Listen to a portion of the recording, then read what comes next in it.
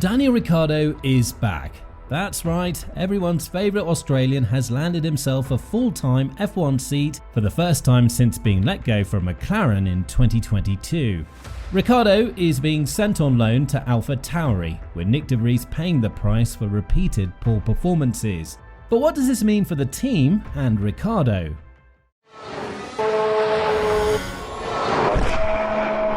Background. Nyck de Vries has always looked like a dead man walking. His 2023 record will forever read 0 points scored, just one of 2 drivers currently on that mark. He also had little preventing the axe from swinging. He's not a Red Bull graduate, meaning the team had sunk little money into his career, and crucially, at the age of 28, he was unlikely to ever get significantly better. His hiring had always seemed like an unusual move for a team whose succession plan is usually well defined. But having burned through Pierre Gasly and Alex Albon, Red Bull found themselves with a hole that needed plugging.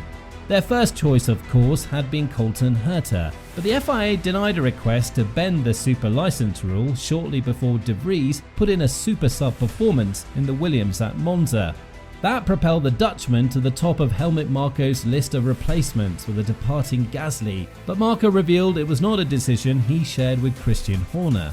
Marko's comments in recent weeks suggested it was only a matter of time before de Vries was given the boot, meaning the main question was who would replace him.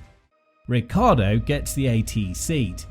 Ricciardo is back in F1. Red Bull announced on Tuesday that after a strong performance in the tyre test at Silverstone, Daniel Ricciardo will be driving for Scuderia AlphaTauri with immediate effect, joining the Scuderia on loan from Red Bull Racing, and will line up in Budapest for his first race.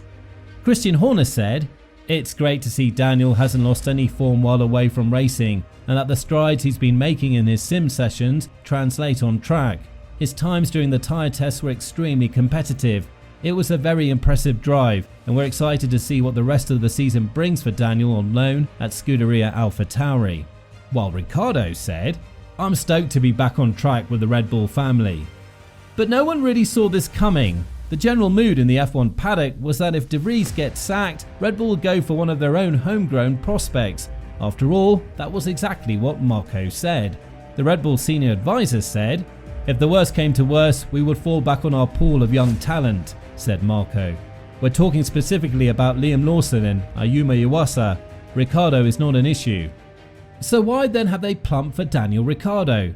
If there is one man in the Red Bull garage who is Ricciardo's biggest fan, then it's Christian Horner. So perhaps he was the one behind leading the push for Ricciardo. But the Australian's move could have bigger impacts than just at AlphaTauri. It seems Red Bull were waiting to see how much of the old Ricciardo was left in there, and a Pirelli tyre test was the perfect opportunity to do just that. And it seems the Honey Badger more than impressed. According to F1 TV presenter Lawrence Barretto, the times Ricciardo was putting in at Silverstone were quick enough to put him on the front row of qualifying for the race just gone. Red Bull decided there and then that Ricciardo was the man to try and rescue AlphaTauri's poor season. What does this mean for Yuki Tsunoda? While the de Vries side of the garage was a disappointment, the same cannot be said of Yuki Tsunoda.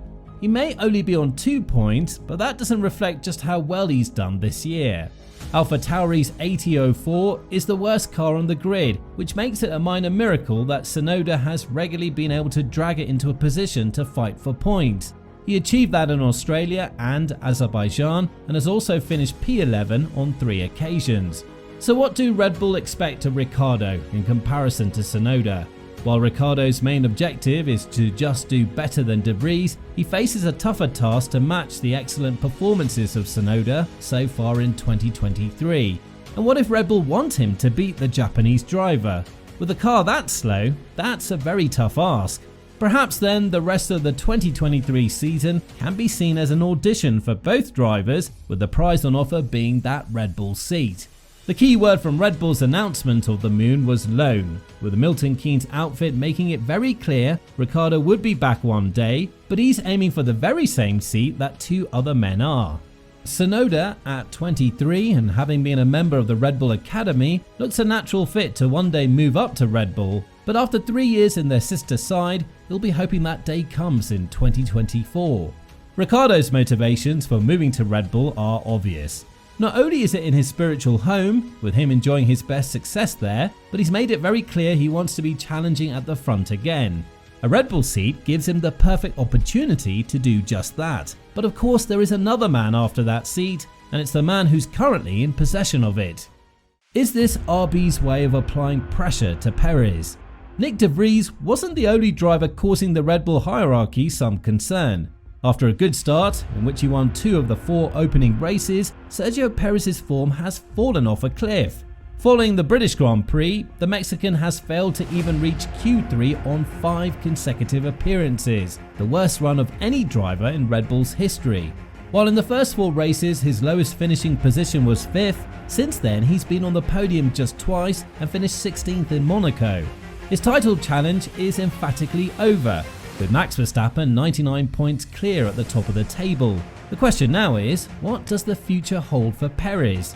As seen with de Vries, Red Bull are ruthless. While it's unlikely the Mexican will be sacked before the end of the season, his place in 2024 currently looks very questionable. Perez has a deal lasting until the end of 2024, but could Ricciardo's move be seen as Red Bull applying the pressure to their underperforming driver? Perez may have felt the heat from as early as Ricciardo moving to Red Bull as a 3rd driver, but this move to a full-time seat only raises the temperature even further. What next for AlphaTauri? While there are plenty of question marks around various drivers' futures, there's also the matter of the team itself. AlphaTauri, and Toro Rosso before that, was never a title contender, but did put in encouraging performances. But 2022 changed that, and the new regulations meant they sunk down the grid. In 2023, that only got worse, which has led to an incoming revamp. Longtime team principal Franz Tost is set to retire, with Ferrari's Laurent Mekies coming in the other way. Not only that, but the team is even going to have a new name and way of working, as revealed by Marco. Marco said, AlphaTauri will have 2 new leaders in 2024, Laurent Mekies and Peter Bayer. There will be new sponsors and a new name.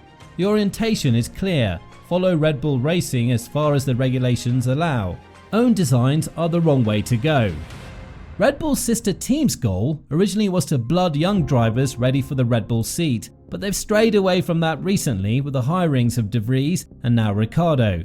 So after this season, do they go back to promoting from within?